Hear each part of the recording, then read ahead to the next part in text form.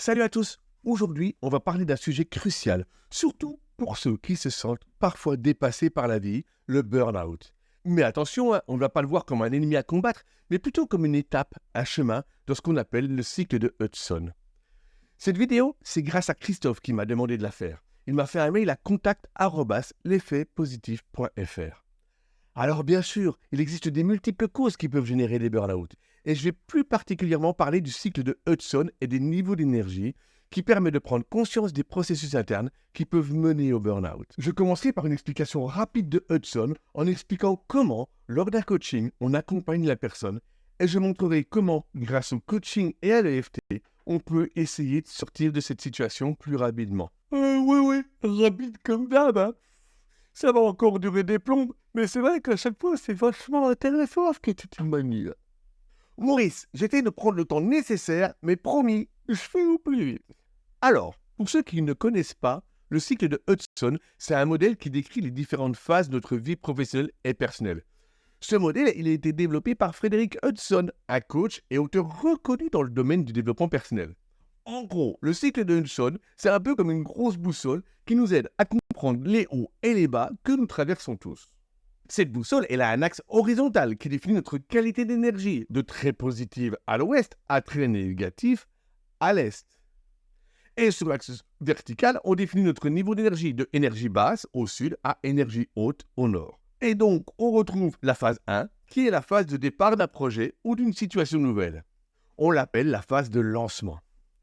On est en général ultra motivé, on y croit, on voit des avances rapides, on passe énormément de temps parce que ça nous nourrit. On est enthousiaste, on ressent une émotion de joie, on est passionné, on se projette dans le projet. Bref, dans notre cerveau, c'est un peu comme l'été, tout va bien au niveau de notre météo interne.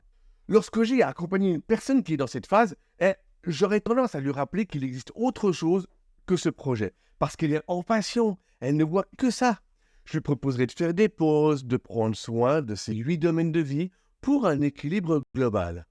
Alors tout doucement, il y a de plus en plus de sujets qui rentrent dans ce projet, et cela va se nourrir de notre énergie, avec un moment que l'on nomme le plateau, tout en haut, où la somme des choses à faire ou des problèmes sont équivalents au plaisir que nous procure ce projet. Alors, quand je parle projet, ça peut être un nouveau travail, une nouvelle relation, ça peut être tout. Et quand on avance dans le projet, que la somme des problèmes ou des difficultés il augmente, notre énergie elle devient tout doucement négative. On rentre dans la phase 2 qu'on appelle la phase de marasme. Alors on commence à avoir des doutes, des déceptions. Et ouais, c'est pas aussi évident qu'au début. On commence à déchanter. On a toujours de l'énergie, mais on a également de l'agacement, de la déception et peut-être un peu de mal-être. Notre météo interne, elle ressemble un peu à l'automne.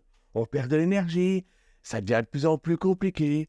Et notre énergie, elle est de plus en plus négative. Et notre niveau d'énergie, il baisse pour devenir neutre. Et là, on est complètement à l'est de cette boussole. À ce moment-là, il y a 2 possibilités. La première, que l'on appelle un changement de type 1. On va ajouter entre 10 et 20% de changement de la situation, et ça nous permet de revenir à la phase 1, et donc de repartir avec une météo interne équivalente à l'été. La deuxième possibilité est que l'on continue dans la direction qui nous génère ce mal-être. On s'enfonce tout doucement dans un marasme profond. On va dans le mur, mais on ne le voit pas, on refuse de le voir.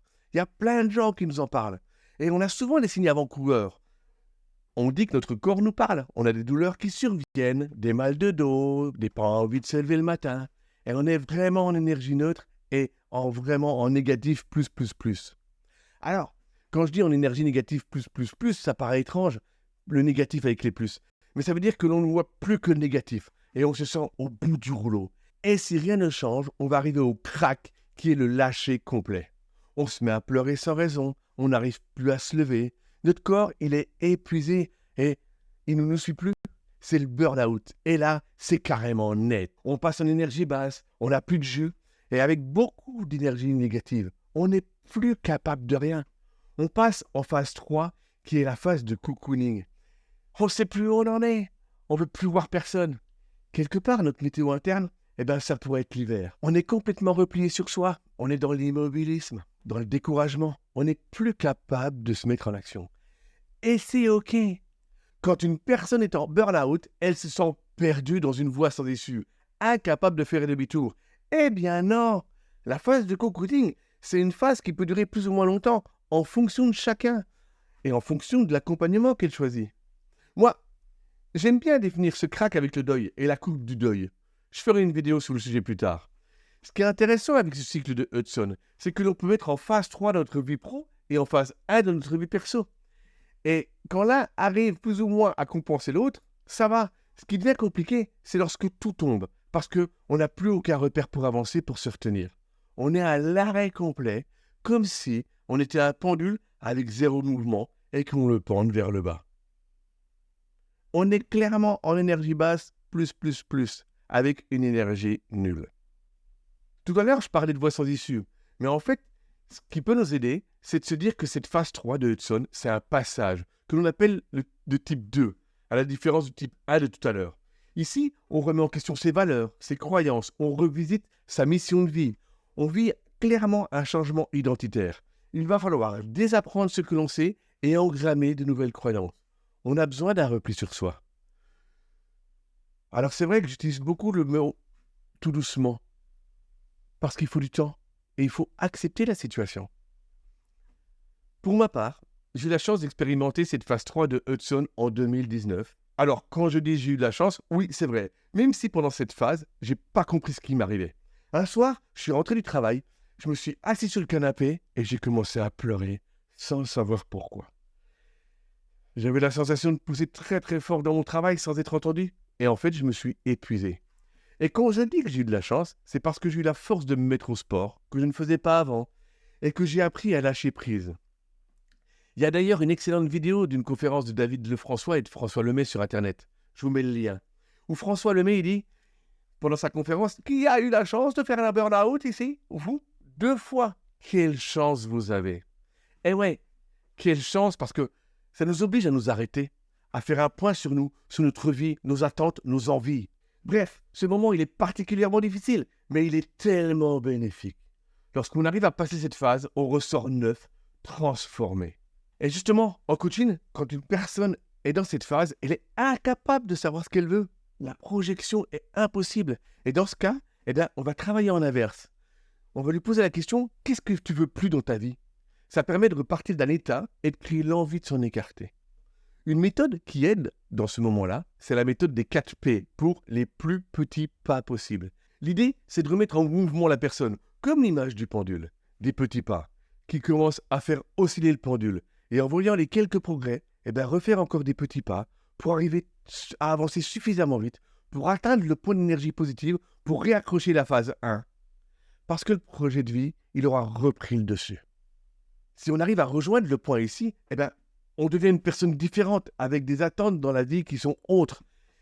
Je pourrais imaginer qu'on est une nouvelle personne. Pour ma part, cette phase 3, elle m'a permis de prendre conscience de ce que je voulais être dans ma vie. Et que je voulais être une étincelle pour chacun de vous, pour vous permettre de vous envoler. Sans ce stop à la phase 3, alors, je serai toujours dans ma routine, sans vrai sens pour moi. C'est grâce à cette phase 3 et une phase 4 accompagnée que j'ai créé ma micro-entreprise de l'effet positif. J'ai envie de dire, merci à cette phase 3 d'avoir été dans ma vie. Bon, ok, Manny, mais là, tu as carrément explosé le temps, hein. Et en même temps, c'était trop génial. Mais tu fais quoi en EFT avec Hudson? Maurice, laisse-moi encore 2 minutes, je finis avec la phase 4. Parce que c'est la phase du renouveau, du « je perçois enfin ce que je veux ».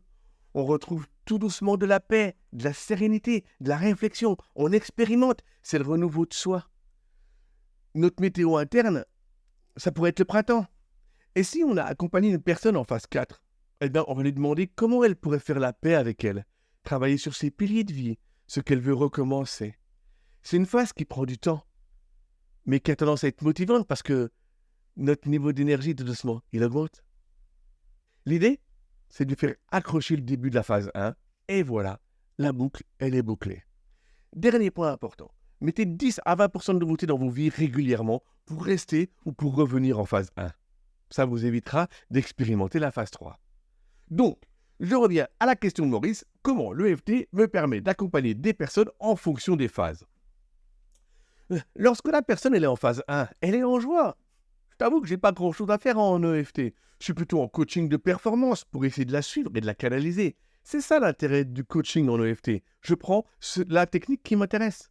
Quand elle est en phase 2, on va commencer à voir pourquoi ces points négatifs, ils arrivent. Ça peut être généré par des traumatismes ou des événements de vie intérieure. Et moi, je vais essayer de les détecter. Et avec, on fera quelques rondes d'EFT. Quand la personne elle est en phase 3, j'essaye d'abord de créer l'alliance avec elle. Lui montrer que cette phase, c'est un chemin, alors qu'elle y voit une voie sans issue. Elle est souvent tellement mal que je dois prendre le temps. Et je vous avoue que pour moi, rien que ça déjà, c'est un vrai challenge. Mais quand l'alliance elle est faite, qu'elle me fait confiance, je vais traiter en EFT le traumatisme du passage en phase 3. Parce qu'en général, elle n'a plus aucune estime d'elle. Et tout doucement, je vais commencer à implanter des croyances positives pour lui redonner envie de se mettre en mouvement. Les fameux 4 P, les plus petits pas possibles. Et en phase 4, on va essayer d'engrammer de nouvelles croyances en se basant sur ce qu'elle arrive à faire suite à des expériences. Je vais l'inviter à créer ou à définir ses 5 mousquetaires qui lui permettront de renforcer l'image et la confiance en soi. Chaque accompagnement il est spécifique et il est difficile de créer des mondes d'EFT standards. Si vous avez besoin ou si vous connaissez quelqu'un qui en aurait besoin, contactez-moi ou donnez-lui mes coordonnées. Tout est sur le site internet l'effetpositif.fr. Voilà, j'ai été assez long aujourd'hui et je vous laisse à vos activités. Juste avant, soyez fiers de qui vous êtes et de ce que vous faites. Parce que si j'avais su, ou si j'avais pu faire autrement, il est évident que je l'aurais fait. Oui, je fais de mon mieux, moi. Allez, bonne semaine et soyez fiers de vous. Excellent.